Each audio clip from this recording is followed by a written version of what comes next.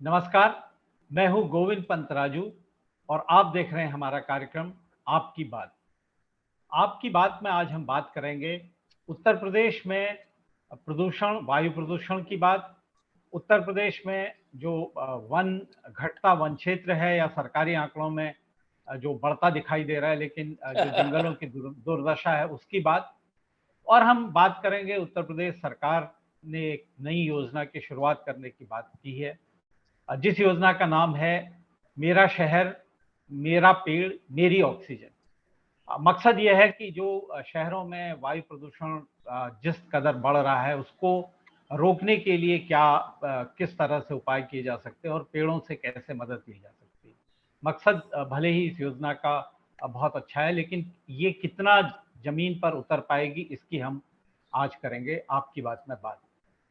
इस बातचीत के लिए हमारे साथ मौजूद हैं वाइल्ड लाइफ के, वन्य जीवन के बहुत एक अच्छे जानकार विशेषज्ञ, और उत्तर प्रदेश में और अविभाजित उत्तर प्रदेश में भी जो फॉरेस्ट है उसके बहुत अच्छे जानकार, उसके विशेषज्ञ श्री कौशलेंद्र सिंह जी।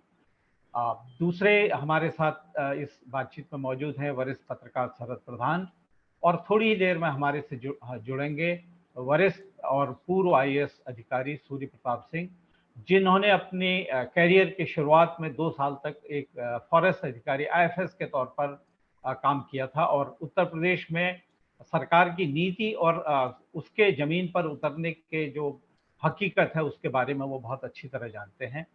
बातचीत की शुरुआत करेंगे। सबसे पहले मैं कौशलेंद्र जी आपके पास आना चाहूँगा। अभी उत्तर प्रदेश में जो वायु प्रदूषण की स्थिति है हम सब जानते हैं बहुत खतरनाक है। जो यूएन रिपोर्ट थी 15 मार्च 2021 की, उसमें यूपी के लखनऊ को दुनिया के टॉप 10 शहरों में वायु प्रदूषण के लिहाज से जो 10 सबसे ज़्यादा प्रदूषित शहर हैं उनमें लखनऊ का नाम था, 9वें नंबर पर था। अभी जो एक ताज़ा रिपोर्ट ग्रीन पीस की आई है उसमें अभी दुनिया के 30 जो देश हैं उनमें वायु प्रदूषण के लिहाज से लखनऊ का नाम भी शामिल है, और दुर्भाग्य की बात है कि इसमें भारत के जो 10 शहर शामिल हैं वो उन 10 शहरों में उत्तर प्रदेश के 10 शहर इस रिपोर्ट में शामिल हैं। यानी कि हम समझ सकते हैं कि उत्तर प्रदेश में वायु प्रदूषण की स्थिति क्या है। और वायु प्रदूषण के कारण भले ही जो भी हों, लेकिन हम ये सब बहुत अच्छी तरह हम इस बात को भी जानते हैं कि वायु प्रदूषण को रोकने में सबसे ज़्यादा मददगार जो चीज़ प्रकृति ने हमको दी है वो है वन, वो है पेड़।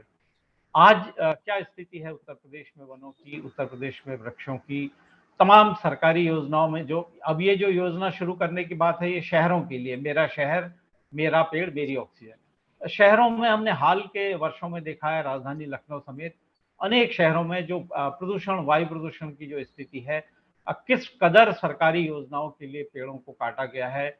बहुत पुराने पुराने पेड़ों को काटा गया है। जो सैकड़ों साल पुराने पेड़ हैं वो भी हमारी विकास योजनाओं की बलि चढ़ गए। हालांकि अभी सरकार ने अभी एक फैसला इस तरह का भी किया है कि जो 100 साल से ज़्यादा पुराने पेड़ हैं उनको हेरिटेज प्लांट करके उनको संरक्षित किया जाएगा, इस तरह की भी बात है। कौशलेंद्र जी, किस तरह से जो वायु प्रदूषण की समस्या है वो हमारे जो जंगल हैं उनसे जुड़ी है, और किस तरह से आप देखते हैं ये उत्तर प्रदेश के लिए कितनी बड़ी चुनौती है?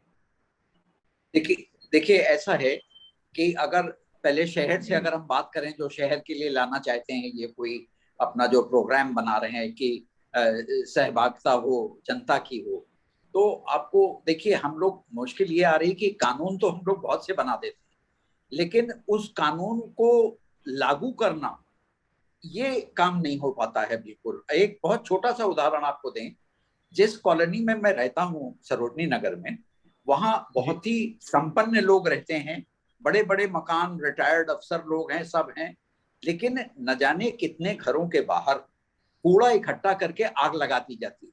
मतलब उसमें पत्ते शामिल हैं जिनको दबा करके और उनकी खाद बन सकती है आपके बगीचे के लिए। लेकिन साहब मैंने बड़ी कोशिश की, मैंने लोगों को समझाने की कोशिश की, मैंने उसको बुझाने की कोशिश की। खैर साहब, कोई ज्यादातर लोग कुछ तो कह देते हैं, अच्छा साहब ठीक नहीं करेंगे, कुछ बहस करते हैं, कि साहब हम ये कूड़े को ले कहाँ जाएं, हम तो यही जलाएंगे ऐसे। अच्छा साहब, इसी को देखते देखते एक दिन मेरे कहीं संज्ञान में नेट के ऊपर आया कि नगर निगम ने एक कोई व्हाट्सएप नंबर दिया कि इस नंबर पे आप फोटोग्राफ भेज दीजिए और इसके ऊपर 5,000 से लेकर के और 20,000 रुपए तक का जुर्माना लगेगा। तो ये तो कानून हो गया। अब साहब उसके बाद मैंने बड़ा खुश हुआ कि अरे भाई बड़ी अच्छी चीज मिल गई। मैंने साहब उस पे भेजना शुरू किया तस्वीरें और सब, एक पे भी रिस्पॉन्स नहीं आया। और बाद में तो ऐसा लगा जैसे वो नंबर ही बंद कर दिया गया। तो जुर्माना तो छोड़ दीजिए, तो आप कानून अगर बनाते हैं तो जब तक आप 2-4 जगह जा करके कोई कार्रवाई नहीं करेंगे तो कैसे होगा। तो अब उसके बाद धीरे धीरे खैर बरसात आ गई तो लोग वो जला वला नहीं पा रहे थे, तो कूड़ा अपने पड़ा हुआ है। फिर मैंने नगर आयुक्त को एक बाकायदा रजिस्टर्ड लेटर लिख के भेजा कि हमारे यहाँ कॉलोनी में ये हो रहा है और इसको आपने कानून तो बना दिया, व्हाट्सएप नंबर कोई उठा नहीं रहा है, कोई देख नहीं रहा है, आप किसी को भेजिए, इसके ऊपर कार्रवाई करिए। कुछ भी नहीं हुआ। तो मैं थोड़ा सा निराश हुआ। और उसी के रेफरेंस में कह रहा हूं कि आज जो बात चर्चा चली है कि हम हमारा शहर हमारा पेड़, ये सब देखिए, जिस किसी को शौक है, लोगों को शौक होता है, जिनके पास जगह है वो पेड़ वगैरह खूब लगाते हैं और बचाते हैं। और मैं बराबर मिलता रहता हूँ ऐसे लोगों से, मैं देखता रहता हूँ। तो इसकी आवश्यकता नहीं है। अगर इसके विपरीत हम इसी प्रदेश की बात करें, हमारे यहाँ मात्र शहर से 4 घंटे की दूरी पे कतरनिया घाट, पीलीभीत और आपके दुधुआ, ये देखिए यहाँ टाइगर रिजर्व का जो कानून है, टाइगर रिजर्व का जो कानून है वो ये कहता है कि एक आप टहनी भी नहीं तोड़ सकते हैं। और अगर सड़क पे आंधी से पेड़ गिर जाता है तो उसको आप केवल किनारे कर दें, अपना रास्ता खोल लें, बाकी आप उसको छुएंगे नहीं। लेकिन उसके विपरीत हो क्या रहा है, मेरा अंदाज है 2012 या 2011 से इतनी लंबी जंगल की कटान हो रही है कि कोई पूछने वाला नहीं है, किसी के खिलाफ कोई कार्रवाई नहीं है।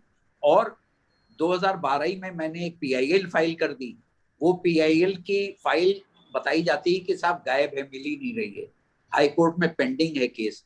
उसमें मजे की बात यह है, जब मैंने बहुत दिन लिखा पढ़ी की तो एक अफसर को कहा गया कि आप जांच करिए।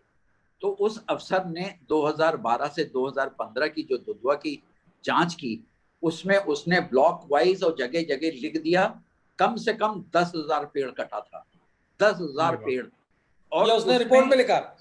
हाँ, उसने रिपोर्ट में लिखा। वो है मेरे पास, शरद भाई मेरे पास रिपोर्ट है वो। अच्छा। और उसमें वो कहते हैं कि कहीं तो इतना जुर्माना लगाया, कहीं तो कहते हैं कि साहब पता ही नहीं लगा, और किसी भी मतलब क्या कहते हैं उसको, अज्ञात के नाम रिपोर्ट लिख दी गई, करा के उसको लीपापोती कर दी गई, बिल्कुल दबा दिया गया किसी।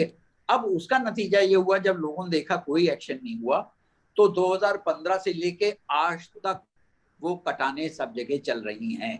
और काफी कुछ लिखा पढ़ी का नतीजा ये हुआ कि अभी एक रिसेंटली एक ऑर्डर पड़ा कि साहब SIT फॉर्म कर दी गई है। उस SIT में 3 अफसर, तीनों IFS हैं। तो लामवाला वो अपने जूनियर और सीनियर को बचाएंगे, उसमें कुछ नहीं होने वाला।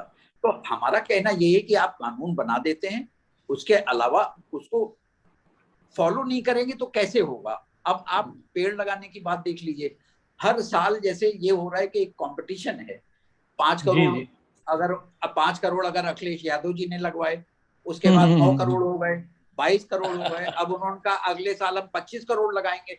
अरे आप ये सोचिए कि इतनी तो जगह नहीं होगी उत्तर प्रदेश में जितने सरकारी कागजों पे पेड़ लग चुके होंगे। नहीं शरद भाई देखिए, आप पतली पतली डंडी लगा रहे हैं, उसका सर्वाइवल कौन बचाएगा उन पेड़ों को। पतली पतली डंडी जानवर तोड़ते हैं, आदमी तोड़ते हैं, कौन बचाएगा। मेरा आज बिल्कुल सरकारी काली कागजों पे बिल्कुल सही बात है जो आपने कहा। जिस तरह से सरकार कुछ कहती है, जमीन पर कुछ होता है और असलियत कुछ और होती है। पिछले कुछ वर्षों से उत्तर प्रदेश में ये सिलसिला चला आया है कि हर वर्ष हर सरकार Guinness book of world record में पेड़ों को लगाने की संख्या, वृक्षारोपण की संख्या का एक रिकॉर्ड बनाती है, और हर साल वो रिकॉर्ड की संख्या बढ़ती जाती है। अगले साल तो 35 करोड़ का लक्ष्य रखने की बात कही जा रही है। लेकिन जमीन में क्या होता है और किस तरह से ये जो वृक्षारोपण है ये भी एक खास तरह से भ्रष्टाचार का एक जरिया भी बन जाता है। एसपी सिंह साहब, आप की शुरुआत तो एक आईएफएस ऑफिसर के तौर पर ही हुई, लेकिन आप वैसे भी प्रकृति और जो वन है उनके प्रति बहुत आपका नजरिया बहुत संवेदनशील रहा है। जो ये सरकार एक योजना लाने की बात कर रही है कि मेरा शहर मेरा पेड़ मेरी ऑक्सीजन, इस योजना को आप किस रूप में देखते हैं? चुनावी योजना है, और क्या देखूं मैं इसको। बहुत योजनाएं आएंगी अभी, रोज नई पिटारा खुलेगा जी। और मैं बहुत खुश हूं कि ये जो साहब कौशलेंद्र जी बोल रहे थे, आप बहुत मजा आ गया सुन के, बिल्कुल सच सच बोल दिया। बिल्कुल फॉरेस्टर हैं, वाइल्ड लाइफ देखा है, को प्रोटेक्ट किया है। अब बात क्या दी उन्होंने, देखो ये जितना जो ग्रीवेंस रिड्रेसल का सिस्टम है सरकार का, उस पर आप पोस्ट करके देख लीजिए ग्रीवेंसेस और समाधान देखिए, आपको पता भी नहीं चलेगा कि उसमें आपका कंप्लायंस रिपोर्ट आएगी समाधान हो गया। अरे भाई कूड़ा तो हटा ही नहीं हमारे यहां से, समाधान कैसे हो गया? हेलो हेलो, जी जी जी। हाँ, तो इसी संबंध में मैं कह रहा था, मैं जो मुख्यमंत्री को लिखता हूं तो कुछ दिन बाद उसके ऊपर एक जवाब आ जाता है, और मजे की बात यह है कि जिसकी शिकायत करो उसी को भेज दिया जाता है जवाब देने के लिए, तो वो तो जवाब अपना बना के देगा ही कि साहब ये गलत कह रहे हैं, ऐसा कुछ भी नहीं है। तो कैसे उसको कह देते हैं निस्तारण कर दिया गया, क्या करें बताइए। अच्छा, हाईकोर्ट चले गए तो हाईकोर्ट में फाइल लीक हो गई, पेंडिंग है। अब देखिए आपको है क्या, जैसी बात आप कर रहे हैं ना, वो कहेंगे ये रिटायर्ड व्यक्ति हैं, सेनाइल हो गए हैं, इनको काम कुछ नहीं है, खाली बैठे रहते हैं, कंप्यूटर पे कंप्यूटर कंप्लेंट डालते रहते हैं, पीआईएल करते हैं, कोई काम नहीं है इनके पास। अरे भैया हम टैक्स दे रहे हैं, हमारे टैक्स के पैसे से तुम पेंशन खा रहे हो और उधम कर रहे हो फालतू में, ऊपर से पगला गए हो तुम, ये कहेंगे। देखो मैं मुद्दे पे आता हूँ, कितने करोड़ वृक्ष लगाए जा चुके हैं। बुंदेलखंड में गया था, बुंदेलखंड के इतने पेड़ लगाए जा चुके हैं, संख्या गिने 1 फीट जमीन नहीं बची मिलेगी आपको, और पेड़ है नहीं कहीं भी। जो गिनीज बुक में रिकॉर्ड बनता है वो हर सरकार बना रही है। अच्छा, मुख्यमंत्री जो आने वाला मुख्यमंत्री ये सोचता मैंने ही किया है, कोई और पूर्व नहीं किया है, और ब्यूरोक्रेट्स इतने होशियार होते हैं, वो ये दिखाते हैं कि सर आप ही ने किया है रिकॉर्ड, किसी ने नहीं किया, सबका तोड़ दिया आपने रिकॉर्ड। और मुख्यमंत्री मूर्खों की तरह वो ये सोचते हैं अरे यार मैं तो कमाल का काम कर रहा हूँ। ये ब्यूरोक्रेट्स उसको ऐसे भ्रम में फंसाए रहते हैं कि उसको दिन भर धक्का मारते रहते हैं मुख्यमंत्री को। आज मथुरा जाओ, आज फिरोजाबाद जाओ, आज यहाँ जाओ। अभी फिरोजाबाद में बच्चे अगर मर गए हैं, वहां का डीएम क्या कर रहे हैं बताओ? मुख्यमंत्री को क्या जरूरत है जाने की वहां, बताइए? 40 बच्चे मर गए, मुख्यमंत्री पहुंच गए पाला छूने के लिए। क्रेडिट लेना है ना, चुनाव पाला छूना है ना। ये कारगुजारियां हो रही है, कार्य नहीं हो रहा है, कारगुजारी हो रही खाली। तो कारगुजारी जो जब सरकार करेगी तो लोगों को लाभ तो मिलेगा नहीं, पेड़ तो बचेगा नहीं। कटान अगर नहीं बचेगा, लगाने का लाभ क्या है? कटान नहीं रुका तो भाई, अगर कोई घड़ा है उसमें से पानी निकालते रहोगे आप और पानी भरोगे नहीं उसमें, तो घड़ा खाली हो जाएगा। पेड़ अगर काट रहे हो आप, पूरे तराई के बेल्ट को खाली करे दे रहे हो आप। अब मैं एक दृष्टांत देता हूं आपको, मैं नैनीताल में कलेक्टर था, वहां पे क्या हुआ, हमारे प्रेडेसेसर थे दीपक सिंघल साहब, उन्होंने कोई योजना स्वीकृत की कि भाई ये योजना है जिसमें हांडी मांडी एक जगह है कि इसमें एक बिल्डर्स के लिए बहुत बड़ी योजना स्वीकृत कर दी, और उसमें पेड़ कटने थे, 1000 वृक्ष जो है बड़े बड़े वृक्ष कटने थे। उन्होंने तो बिल्डरों के लिए बहुत सेवा करी होगी। नहीं, मैं पेड़ों पे आ रहा हूँ खाली, अभी उस सेवा में नहीं जा रहा हूँ, उस सेवा के लिए पेट बहुत बड़ा है तो बढ़ता नहीं है। तो क्या हुआ, ये हुआ 1000 वृक्ष काटेंगे, उनको पनिशमेंट दिया गया बिल्डर्स को कि आप 10,000 वृक्ष जो है बस्ती में लगा दिए या बलिया में लगा दिए जाके, चाहिए आप, ये सजा है आपको। अरे पहाड़ का पेड़ काट रहे हो, फिर 10,000 वृक्ष आप बस्ती में लगा रहे हो प्लेन में आके। हमें ये सोच है, पेड़ काटने का बहाना ढूंढ रहे हो आप। अरे पहाड़ को बर्बाद कर दिया आप, देखो पेड़ काट काट के पूरे पहाड़ को, गढ़वाल को, मानियो जो इतना सुंदर है, अपना जो गोविंद भाई है वो तो वहीं से आते हैं, और मैं भी अपने को आधा पहाड़ी मानता हूँ। कहते हैं मुझे आधा पहाड़ी, कहते हैं लोग जो है कि ये तो आलू खाने वाला पहाड़ी है, ये ऐसी बात करता है पहाड़ियों जैसी। ये, और मैं इनको पता नहीं है कि पहाड़ के लोगों का भावनात्मक स्तर कितना ऊपर है। एक सामान्य व्यक्ति का भी जो स्तर इतना ऊपर है भावनात्मक, वो पेड़ बचाने के लिए जान लगा देता है। आप बताइए, सुंदरलाल बहुगुणा कहीं पैदा हुए पहाड़ के अलावा? चंडी प्रसाद भट्ट जैसा कोई पैदा हुआ प्लेन के अंदर? प्लेन में नहीं कट रहे हैं क्या पेड़? पूरा तराई का जो बेल्ट है पेड़ नहीं कट रहा है, वहां कोई पेड़ बचाने के लिए कोई पैदा हुआ इनमें से जैसे ये पैदा हुए? बिल्कुल सही बात। आप देखिए, जो भावनात्मक स्तर है, जो लगाव है वृक्षों के साथ, जो नेचर के साथ लगाव है, उनको पता है हमारे पहाड़ का मतलब है नेचर।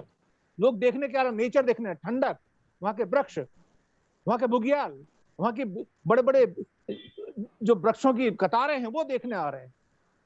अब वो थोड़ी देखने आ रहे हैं पेड़ काट के अपने बिल्डिंग खड़े कर दिए। नहीं तो आप वहां मसूरी चले जाइए, दिखाई देगा आपको वृक्ष सारा पूरा। आप देहरादून से लेके मसूरी तक का जो रास्ता है, छोटे छोटे गांव में बिल्डर्स छा गए। और मैं आश्चर्य होगा आपको, पिथौरागढ़ में भी तमाम दिल्ली के लोग जमीन खरीद दिए जाते, बिल्डर्स ने जमीन खरीदी। अरे भैया, पिथौरागढ़ को छोड़ देते, उत्तरकाशी को छोड़ देते, उधर हमारे जो एंड के जो जिले हैं उनको छोड़ देते भी, वहां भी घुस गए, जाके बर्बाद कर दिया, पूरा पहाड़ को बर्बाद करने पे तुले। और देखिए, बिल्डिंग अगर बनाएगा तो पेड़ तो कटेगा। जी, ये जो स्थिति है ये तो वाकई में बहुत शोचनीय है। और उत्तराखंड में अभी आपने जिस तरह का जिक्र किया, अभी जो एक प्रधानमंत्री की जो एक ड्रीम प्रोजेक्ट है, 4 धाम ऑल वेदर रोड, उसका जो निर्माण हुआ है उसमें हजारों पेड़ कटे हैं। मामला सुप्रीम कोर्ट तक गया, लेकिन अभी भी उसमें कोई नतीजा नहीं निकला। अब जो निर्माण करने वाली एजेंसियां हैं उन्होंने धांधली करके पेड़ काटे, और सरकार ने तर्क दिया कि एक पेड़ अगर कटेगा तो उसकी जगह हम 100 पेड़ लगाएंगे। अब सवाल ये उठता है कि अगर आपने उत्तरकाशी या चमोली जिले में देवदार का एक पेड़ काटा है, तो वो कितने साल बाद जो पेड़ अगर आप लगाएंगे, माना कि वो सर्वाइव भी करेगा, तो वो कितने साल बाद उस स्थिति तक पहुंचेगा जैसा पेड़ आपने आज काटा है। लेकिन दुर्भाग्य है, अभी ऐसा ही एक मामला, जो गौरा देवी जो चिपको आंदोलन की जनक थी, उनके इलाके में उनका जो गांव है रैणी, उस गांव के साथ अभी जो एक बहुत बड़ी आपदा फरवरी में आई थी, जो तपोवन विष्णुगांव 2 परियोजनाएं बह गई थी, कई लोगों की जान गई उसमें, और वो गांव भी तबाह हो गया। उस गांव के लोगों ने वहां पर जो बिल्डर्स जो डैम प्रोजेक्ट है, जो पेड़ काटे जा रहे हैं वहां पर, उसके खिलाफ नैनीताल हाईकोर्ट में एक याचिका की। और आप सुनकर हैरान होंगे, हाईकोर्ट ने उसमें याचिका करने वालों पर जुर्माना लगा दिया, और उन्होंने कहा कि इनका इसमें क्या वो स्वार्थ है जो वो इस तरह की याचिका कर रहे हैं। जिस गांव से चिपको आंदोलन पैदा हुआ था, उस गांव के लोगों को अपने गांव को बचाने की याचिका करने पर हाईकोर्ट जुर्माना लगाता है। तो ये दिखता है कि जो हमारी अदालतें हैं वो भी किस तरह से जो पैसे वाले लोग हैं उनके पक्ष में खड़ी होती हैं। ये बहुत दुर्भाग्यजनक स्थिति है। लेकिन हम फिलहाल बात उत्तर प्रदेश की कर रहे हैं। शरद जी, ये जो योजना सरकार जिसको प्रचारित कर रही है, और इसमें साथ में ये भी जोड़ा जा रहा है कि अब उत्तर प्रदेश में नवंबर से एक गोरखपुर मॉडल को लागू किया जाएगा शहरी प्रदूषण दूर करने के लिए। वो 18-19-20 से गोरखपुर में लागू किया गया था उस मॉडल को। ये कहा जा रहा है, और ये कहा जा रहा है कि उस मॉडल में वन विभाग, नगर निगम और प्रदूषण नियंत्रण बोर्ड ये सब मिलकर काम कर रहे हैं, और उसके गोरखपुर के प्रदूषण को कम करने में बहुत सकारात्मक नतीजे आए हैं। तो अब वो उत्तर प्रदेश के और तमाम महानगरों और आनपारा और इस खुर्जा जैसे नगरों में भी उसको लागू किया जाएगा। ये बात भी सरकार कर रही है। आप इसको कितनी, इस योजनाओं को, इससे स्थितियों में कितना बदलाव आ पाएगा, आप क्या देखते हैं?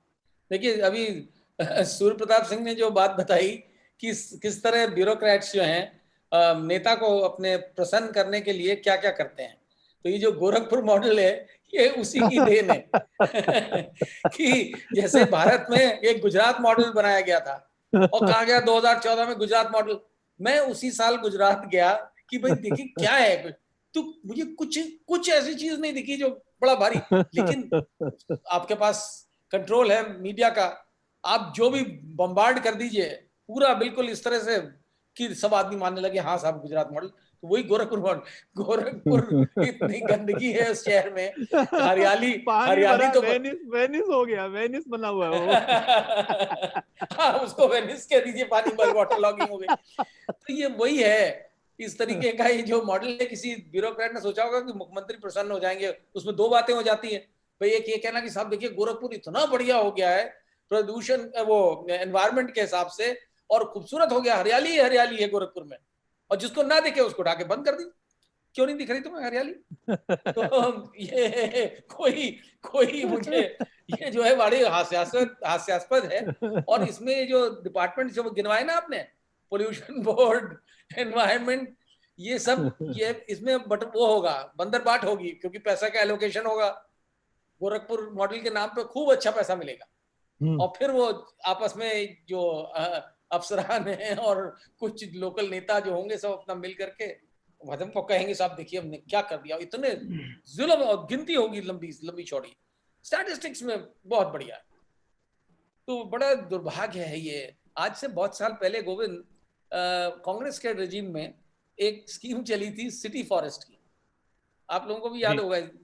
और ये जो है जनरल जोशी जो चीफ ऑफ आर्मी स्टाफ थे वो आए थे, और हम एक मीडिया पार्टी यहाँ से ले जाई गई थी लखनऊ से देहरादून में, तब अनडिवाइडेड उत्तराखंड था, कि जनरल जोशी उसको लॉन्च कर रहे थे कि उनको लगा कि आर्मी को भी इन्वॉल्व कर जाएगा, और खूब बड़े उन्होंने जोरदार, और हम भी बड़े इंप्रेस हुए कि क्या बात है, अब जगह जगह फॉरेस्ट हो जाएंगे, मतलब शहरों के लिए लंग्स बोल रहे थे क्रिएट कर रहे हैं, क्योंकि शहरों में प्रदूषण बहुत है। ये आज से मेरे ख्याल 25 साल तो कम से कम होंगे इस बात, या 30 साल पहले की बात। तो जगह जगह 30 साल हो गए होंगे, और जगह जगह बनाए जाएंगे हर शहर में इस तरह की ग्राम सभा की जमीन या पार्क में खूब सारे पेड़ लगाए, वो वहां पे ऑक्सीजन प्रोवाइड करेंगे नेचुरली। लेकिन उस दिन के बाद थोड़े दिन तक तो हवा रही, महीने 2 महीने, उसके बाद पेड़ कहाँ गए कुछ नहीं पता। वो जो इन्होंने गिनवाया है बुंदेलखंड के बारे में उतनी जमीन, मेरा ख्याल अगर यूपी और उत्तराखंड में जितने पेड़ कागज पे लगे हैं उतनी जमीन टोटल एरिया में उससे आधी भी नहीं होगी, क्योंकि इतने हर सरकार आके बोलती है कि हमने इतने पेड़ लगा, टारगेट 1 करोड़ से शुरू हुआ था एक टाइम पे, उसके बाद वो बढ़ के और कोई नहीं, उसके बाद कोई भी नहीं पूछता है, और उसके लिए जो करोड़ों रुपए का, अरबों रुपए का कभी जो एलोकेशन होते हैं, वो सब लोगों के ये सब प्रोग्राम्स के कई पर्पस है, वो पूरा हो जाता है। जी, आपने जिस योजना का जिक्र किया वो उसमें एक एनवायरनमेंट फोर्स भी बनाई गई थी, पर्यावरण सेना उसका नाम दिया गया था, उसमें पूर्व सैनिकों को भी रखा गया था, और उसने देहरादून मसूरी के बीच में तो निश्चित तौर पर थोड़ा बहुत काम किया, पेड़ लगाए भी हैं, लेकिन वाकई में बाकी वो योजना कहीं किसी शहर में नहीं दिखाई दी। अब एक नई योजना के साथ बीजेपी की योगी सरकार आई है। कौशलन जी, सरकारी योजनाएं अपनी जगह हैं, लेकिन एक नागरिक के तौर पर, क्योंकि अंततः जो पर्यावरण की समस्या है उसका जो खामियाजा है वो हम लोगों को भुगतना है, नागरिकों को भुगतना है। एक नागरिक के तौर पर आप कैसे देखते हैं इस समस्या को, और आपकी नजर में कैसे इससे निपटा जा सकता है, क्या समाधान के रास्ते हो सकते हैं? देखिए, इसमें तो कोई शक ही नहीं है कि हर चीज के लिए हम सरकार के ऊपर डिपेंड नहीं कर सकते हैं। सरकार की अपनी सोच और हर चीज अपना कार्यक्रम अलग होते हैं, उनका इरादा कुछ और होता है। जनता को जरूर इसमें हर चीज में भागीदार बनना चाहिए, और जनता की तरफ से बहुत कमी है। आपको एक बहुत छोटा से देखिए, 1-2 चीजें हम बताएं। जैसे लोगों को शौक कितना है कि हम दुधवा जा रहे हैं, हमको 2 दिन के लिए एक रहने का अच्छा स्थान मिल जाए, अच्छा खाना पीना और एक गाड़ी हमको घूमने के लिए मिल जाए, किसी से कहला सुना दें कि इंतजाम अच्छा हो, और हम जब घूमे तो हमको टाइगर देखने को मिल जाए। उसके बाद जब वो लौटता है तो उससे कोई मतलब नहीं है फिर कि वहां क्या बिगड़ रहा है, हम कुछ कर सकते हैं कि नहीं कर सकते हैं। कुछ ना करें, हम चिट्ठी पत्री करते रहें कि साहब ये क्या हो रहा है ना, लोगों से मतलब नहीं रह जाता है। अब आपको ये कटान जो हो रही है, तो लोग बहुत से इलाके के ये मानते हैं कि हम इसके अंदर जूझे रहते हैं बहुत, तो लखीमपुर से, बहराइच से और पीलीभीत से रोजाना हमारे पास जो है रिपोर्ट कटान की, वो तस्वीरें वो सब आती रहती हैं। तो जनता खुद में नहीं, जैसे हमको आगे कर दिया कि आप जो कुछ करना हो करिए। अब हम जहाँ को हो सकता है कहीं किसी अफसर को भेजते हैं, कहीं मुख्यमंत्री को भेजते हैं, कहीं कुछ करते हैं, लेकिन वो ज्यादातर लोग ये समझ के कि ये अकेले क्यों लगे पड़े हुए हैं, इनको क्या लेना देना है, पीछे पड़े हुए हैं, बाकी तो और कोई बोलता नहीं है। इसलिए जनता का पार्टिसिपेशन बहुत आवश्यक है। हर चीज में आपका ये हक है आपका ये हक है, आपको बोलना चाहिए। आप नहीं बोलेंगे तो आप केवल एक चीज अपने दिमाग में रखिए कि आप जो कुछ भी कर रहे हैं अपनी फ्यूचर जनरेशन के लिए कर रहे हैं। आप क्या, हमारी तो जिंदगी कट गई, हमें क्या करना है कुछ दिन और, लेकिन आगे फ्यूचर जनरेशन का क्या होगा। अब देखिए, बातें तो हम बहुत दूर दूर तक की कर सकते हैं, लेकिन इतना तो समय किसी के पास सुनने के लिए कहाँ है। अब जैसे आपने कहा, अभी बात कर रहे थे, जैसे जहां का मुख्यमंत्री होता है, अब मालूम पड़ा अगर श्री मुलायम सिंह यादव जी ने कह दिया किसी के अफसर के सामने, अरे भाई हमारे यहाँ तो मैनपुरी में इटावा में सारस बहुत है, तो साहब तुरंत एक यूपी सारस प्रोटेक्शन सोसाइटी बना दी गई और वो चले गए, और वो सोसाइटी पड़ी हुई, सोसाइटी ने आज तक काम ही नहीं किया। और होर्डिंग पूरे उस वक्त लगा दी गई थी हर शहर में कि सारस सबसे बड़ा उड़ने वाला पक्षी और उसका सबसे बड़ा अंडा, और अब सब गायब हो गया, इटावा मैनपुरी सब गया, अंडा लेके उड़ गई सारस। अब जैसे सुनिए, मैंने जब मुख्यमंत्री को चिट्ठी लिखी तो मैंने उनको खास तौर से ये बात लिखी कि आपको शायद मालूम नहीं है, मेरा ख्याल से 1936 या 1940 तक गोरखपुर में टाइगर की ये हालत थी कि शहर छोटा था, शहर के चारों तरफ आग जला दी जाती थी शाम को कि टाइगर शहर में ना आ जाएं, और आज वहां एक टाइगर नहीं है, नॉट ए सिंगल टाइगर। तो ये इसके लिए कौन जिम्मेदार है, और इसका आपको ये मालूम है आगे जाके असर क्या होगा। अब जैसे कटान वगैरह के साथ साथ जो दुधवा में जो सबसे बड़ी समस्या आई है, और मैंने पॉइंट आउट किया लेकिन उसको कोई बात करने को तैयार नहीं है, नेचर ने इंटरफियर किया। जब वहां प्रे बेस्ड शिकार हो गया, जैसे जिसको गोंद बोलते हैं, स्वाम डियर, जब वो खत्म होने लगा, बड़ा साइज है वो टाइगर का मेन प्रे था, वो कम होने लगा, चीतल कम हो गए, तो नेचर ने इंटरफियर किया, टाइगर की ब्रीडिंग बंद हो गई। मैं सबसे पूछ रहा हूं कि 3 साल में 4 साल में किसी ने कहीं कब्ज देखे हो दुधवा में, तो मुझे बता दो। ये बहुत खराब साइन है। ये हमारी बिल्कुल पर्यावरण अब जो है वो पूरा, जो हर प्राणी का अपना एक महत्व है, वृक्षों का अपना महत्व है, और जो हमारा जो एक तरह से जीवन चक्र है उसमें हर इकाई का अपना एक महत्व है, और हम किसी को भी अगर इस तरह से विनष्ट करते जाएंगे, उसको खत्म करते जाएंगे तो खामियाजा भुगतना पड़ेगा। एसपी सिंह साहब, आप इसमें एक जो नागरिक समाज की क्या भूमिका देखते हैं, कैसे इससे हम निजात पा सकते हैं? मेरे हिसाब से तो देखिए बहुत ही शिथिल है लोगों का रवैया, मतलब लोग किसी चीज में पढ़ना नहीं चाहते हैं। ज्यादातर लोग ये कहते थे अरे साहब छोड़िए। जी यही मतलब सवाल यही चीज एसपी सिंह साहब, मेरा आपसे भी यही सवाल है।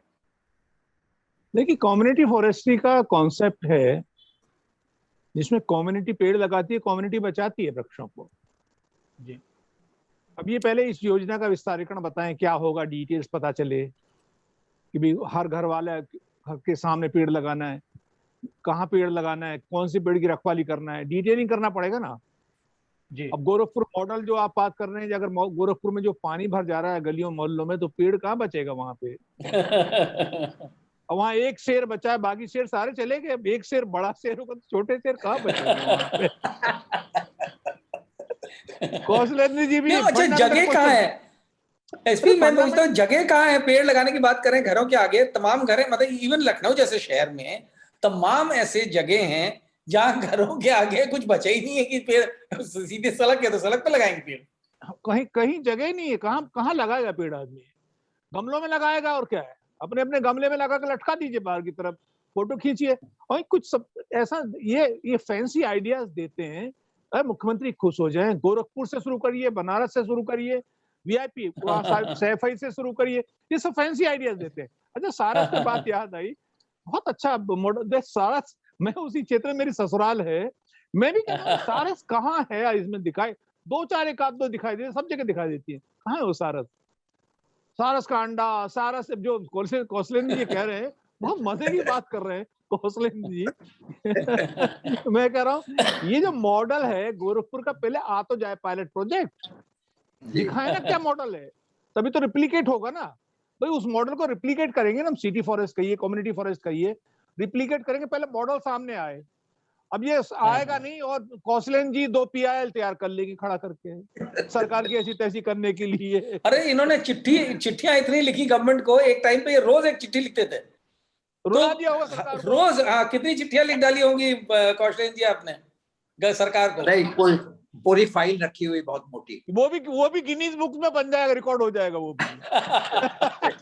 बहुत बहुत दुर्भाग्यजनक स्थितियां हैं उत्तर प्रदेश में। जिस तरह से प्रदूषण बढ़ रहा है, वायु प्रदूषण एक बहुत बड़ी समस्या है, और जिस तरह से हम कोरोना जैसी नई बीमारियों से हमको जूझना पड़ रहा है, जिसमें फेफड़ों की आपकी कैपेसिटी क्या है, वो आप कितना बीमारी से लड़ सकते हैं उस पर निर्भर करता है, आपके फेफड़ों में कितना दम है। और जिस तरह से वायु प्रदूषण हमारे राज्य में बढ़ रहा है, हम सब हमारे फेफड़े लगातार कमजोर होते जा रहे हैं। ऐसे में ये हंसी मजाक का विषय न रहे, ये अधिकारियों को अपनी चापलूसी का विषय न रहे, मुख्यमंत्री को खुश करने का विषय बनकर ही न रहे। ये कम से कम जमीन पर उतरे और उत्तर प्रदेश में शहरों में कुछ हद तक हरियाली, कुछ हद तक पेड़ पौधे दोबारा से हमें दिखाई दें, ताकि कम से कम हमारी पीढ़ी ने जो झेला है, आने वाली पीढ़ी उसको उस हद तक न झेले, उसको कुछ राहत मिले। इसी उम्मीद के साथ हम आज आपकी बात को यहीं पर विराम दे रहे हैं, यहीं पर समाप्त कर रहे हैं। हम अपने दर्शकों से अपील करते हैं कि वो हमारे कार्यक्रम को लाइक करें, सब्सक्राइब करें और शेयर करें, और अपने जो सुझाव हैं, अपनी जो टिप्पणियां हैं, अपने जो विचार हैं, लगातार उनसे हमको अवगत कराते रहें। आपकी जो टिप्पणियां हैं, आपके जो सुझाव हैं, वो हमको एक निष्पक्ष पत्रकारिता को आगे बढ़ाने की हमारी जो कोशिश है उसको मजबूती देंगे। आप सबका आभार, धन्यवाद, नमस्कार।